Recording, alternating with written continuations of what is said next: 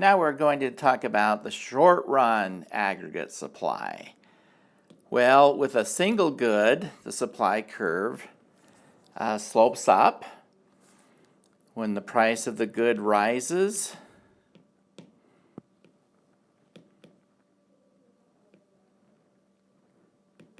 a firm will increase its output.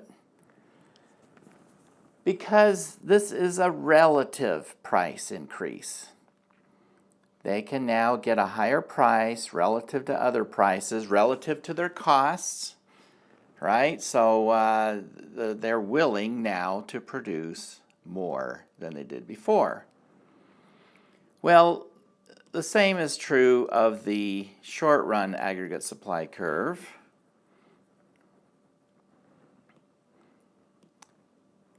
It also slopes up, which is very fortunate. Short-run aggregate supply.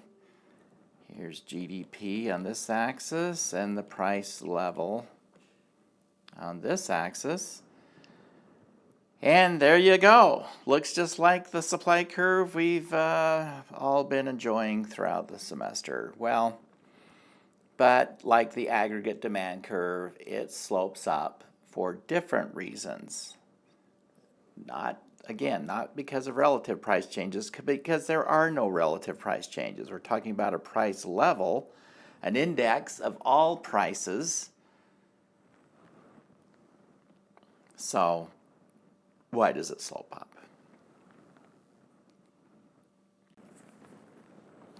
The short-run aggregate supply can deviate from the natural level of output. That is, from the natural level of output, remember, is where the long-run aggregate supply curve is. And this is the natural level of output. Short-run aggregate supply can deviate from that when the price level deviates from the expected price level. So when things turn out differently than what people thought they were going to be, that's another way to say that. Or when inflation is different than what was expected. So why does this thing slope up? Well, the first reason is the misperceptions theory. Production decisions are based on the firm's expectation of what the price level is going to be. And if the price level unexpectedly, let's say in our example, rises above what they thought it was going to be. Another way to say this is inflation turned out to be higher than what they thought it was going to be. And therefore, for a short time, okay, there's a period of time where the information is not going to be complete.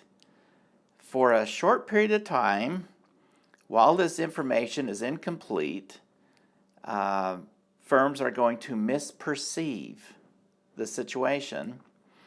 They're not going to understand, or they're not going to know that inflation turned out to be higher than what they thought. At first, they're going to think this is a relative price change in their favor. And for a short period of time, while that information is being complete, or while it's incomplete, until it's complete, they will increase their output. Okay, for example,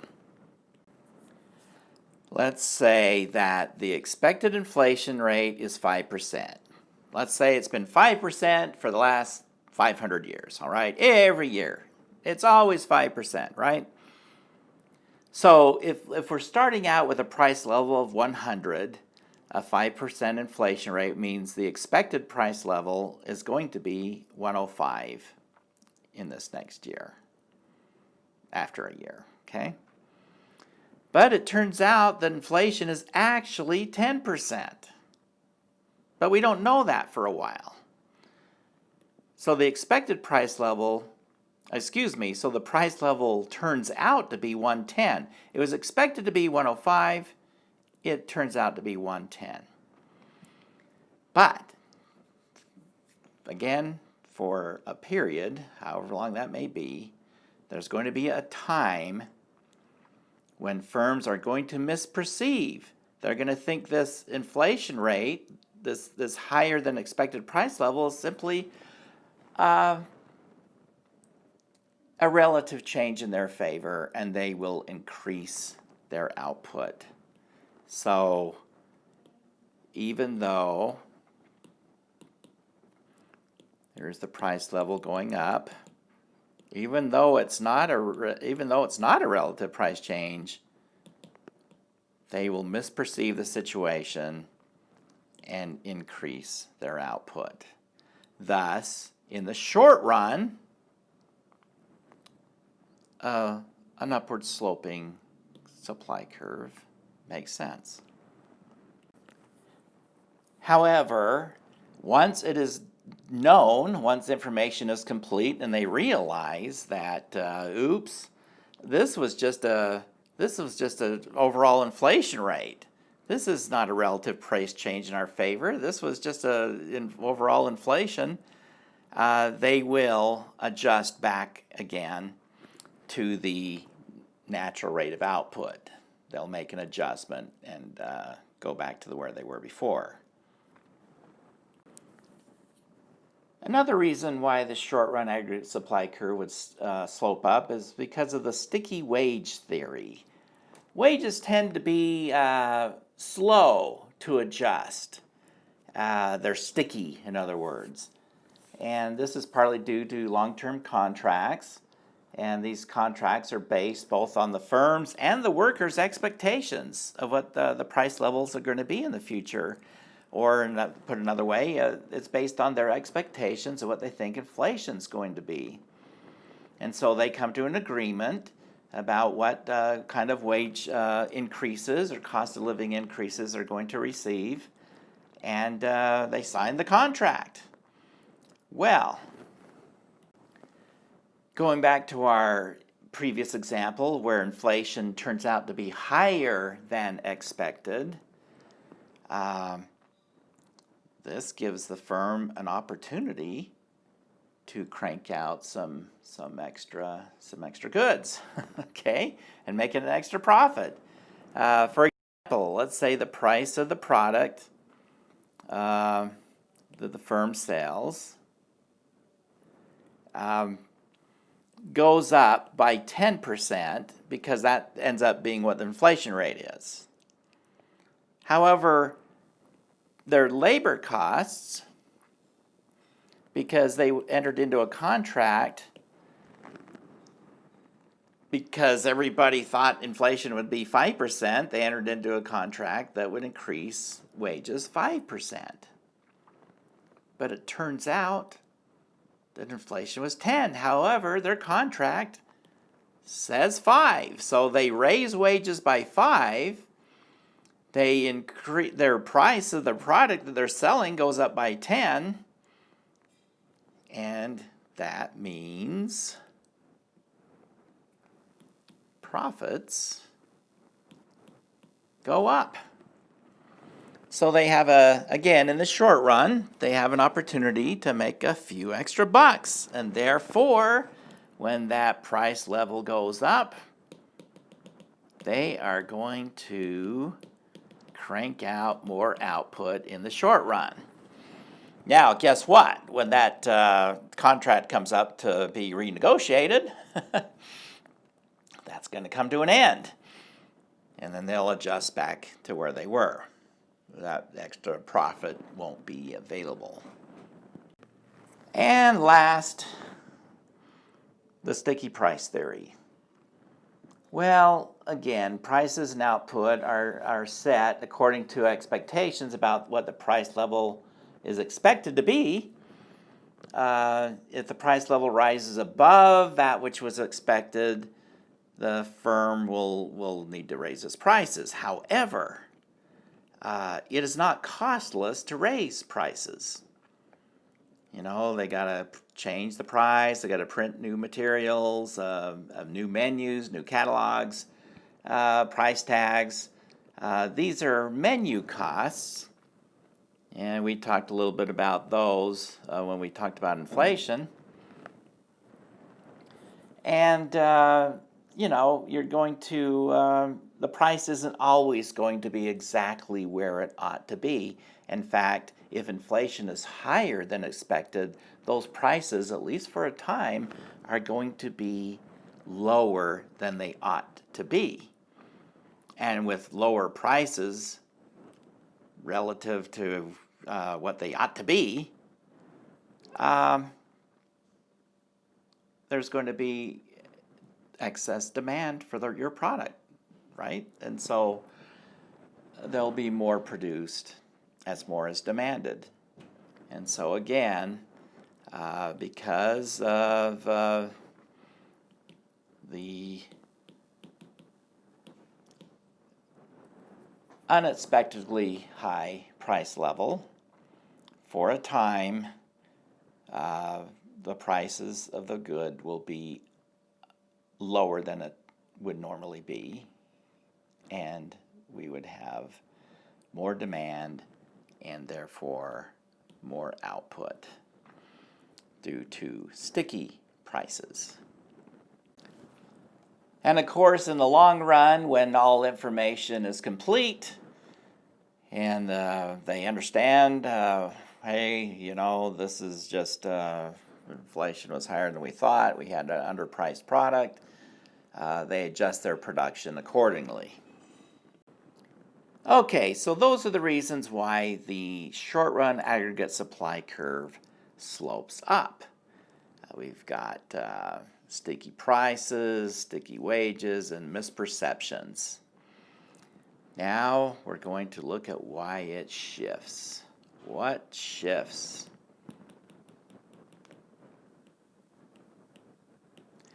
Well, first of all, the short-run aggregate supply curve will shift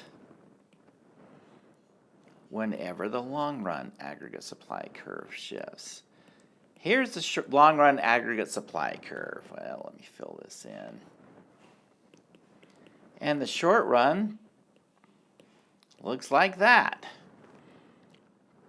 There you go. In equilibrium, we're right there. Here's our natural rate of output, natural level of output. Okay. So, what shifts the long-run average aggregate supply curve? Remember, labor, an increase in labor, an increase in capital. That's both human capital and physical capital. Natural resources either become newly discovered or newly available. And technology. So any of those is going to increase the long-run aggregate supply curve. That'll shift out to the right. Well, whenever the long-run aggregate supply curve shifts, the short-run aggregate supply curve shifts right along with it. Think of it as being kind of pinned. It's pinned on there. It's glued, okay? It goes right along with it. So anytime the long-run curve shifts, short-run shifts with it. Because the short-run aggregate supply curve's job is to explain deviations from the long run. We started out there. The job of this short-run aggregate supply curve is to explain deviations away from the long run. Well, when the long-run curve shifts, that short-run curve has to shift right along with it because it's got a job to do. It's going to explain those deviations from the long-run curve. So, again, when the long-run curve shifts, the short-run curve shifts with it. So, change in labor, capital, natural resources, technology will shift the long-run and the short-run curve. But it'll also shift by itself when there's a change in the expected price level. Now, that sounds very similar, but it's very different to what we talked about before.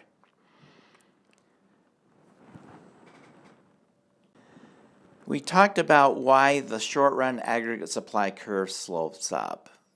And basically, it slopes up when the real, actual inflation rate turns out to be different than what we expected.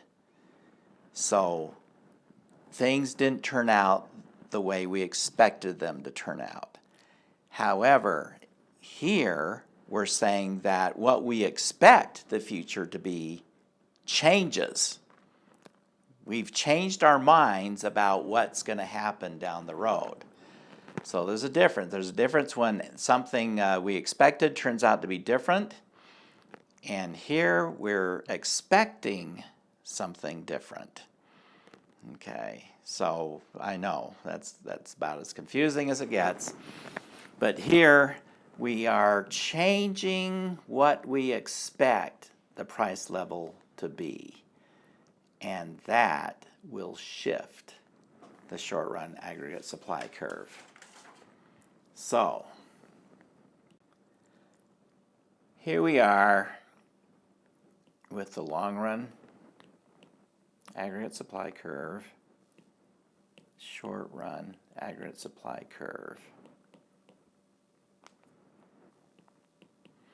Now, inflation was expected to be 5%. We'll go back to our previous example. Price of goods sold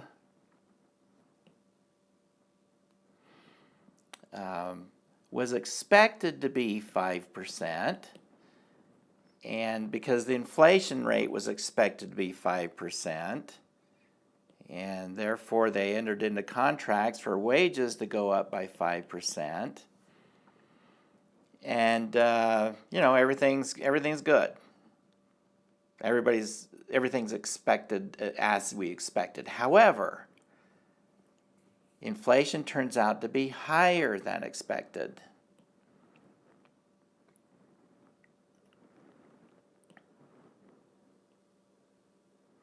So it actually goes up 10%. And for a while, profits go up, and the firm is willing to increase its output. That, remember, is one of the reasons we have an upward sloping short-run aggregate supply curve. However, the story doesn't end there, because people getting these wage increases of 5%, when inflation turns out to be 10%, so their cost of living is going up 10%, they're only getting wages of 5%, they're going to say, hey, company I work for, Mr. Boss, we need to renegotiate our salaries, because it appears that all these years we've had inflation of 5, and therefore we've always expected 5, but now things have changed. We expect this 10% inflation to be the reality from now on. And so see, there's a change in inflation expectations. And they're going to renegotiate, and they're going to, maybe they'll threaten a strike. And then this will change. And then we can forget about that. So what happens there when the costs go up, when things change, when the inflationary expectations change and the response to it, that will shift the short-run aggregate supply curve to the left. Or, I think more intuitively, up. Higher costs, it shifts up. But just be aware that it's equally accurate to describe that as a leftward shift. So you may see that too in the terminology. But I think to get the shift right, costs have gone up, inflationary expectations have gone up. That means costs have gone up or expected to go up, okay? There we are. It's an upward shift in the short run aggregate supply curve. Now let's go the other direction. You know, so far we've always been dealing with inflation. What if inflation turns out to be higher than expected, and then later our expectations of future inflation go up? Well, how about let's go with our inflation expectations fall. And using the labor market to illustrate this. Okay, let's say the price of goods that are being sold are expected to go up 10%. See, everybody's revised their inflationary expectations upward. We expect inflation to be 10% now. And labor costs or wages, we have a contract now that says we're going to raise your cost of living. You know, cost of living increases. Your wages are going to go up by 10% each year. So that's in the contract. However, things change. Inflation actually ends up being 5%. And to the point where we gradually change our inflation expectations, our expectations of future inflation, from 10 down to 5. So what the firm has going on here is the price of the goods being sold are now only rising by 5%.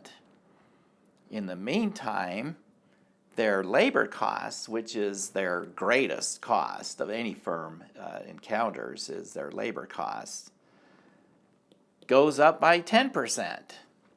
So their profits are falling. They've got their costs going up by 10 because they've got a contract that says we're going to give these cost of living increases, but they're only able to raise their prices by 5%. The new reality is that inflation is 5%. So what they're going to do, they're going to come back to their workers and say, hey, we all expected inflation to be 10%. But now it's very clear that it's going to be 5%. So again, see, there's a change in inflation expectations. We got to renegotiate this. Otherwise, we're going to have to lay people off, okay, because we can't afford it. So what happens is labor costs will fall back to 5% increases, and that would be a downward shift in our short run aggregate supply curve. Okay, down or out to the right. Again, keep in mind that's the same shift. I just think it's more intuitive to say it's a downward shift. Costs go down, it shifts down. But also, you might encounter language in there that calls it a rightward shift. Just be aware that that's the same shift. Okay, to sum things up, the short-run aggregate supply curve slopes up because of unexpected changes in the price level. This is when things turn out differently than what you thought they were going to. And in the short run, all are sorting this out before they realize that things are different than they were expected to be. They think it's a relative price change for a short term. These unexpected changes can cause firms to supply more or less than the natural level of output. Okay, they will deviate. That's why they have got the short run aggregate supply curve sloping up. The short run aggregate supply curve will shift when there is a change in expected price level. So it slopes up when there are unexpected changes in the price level. It'll shift when there's a change in the expected price level. Okay, I know. Run that by your brain a few times. It slopes up because things turn out differently than we expected. It shifts when what we expect changes. All right.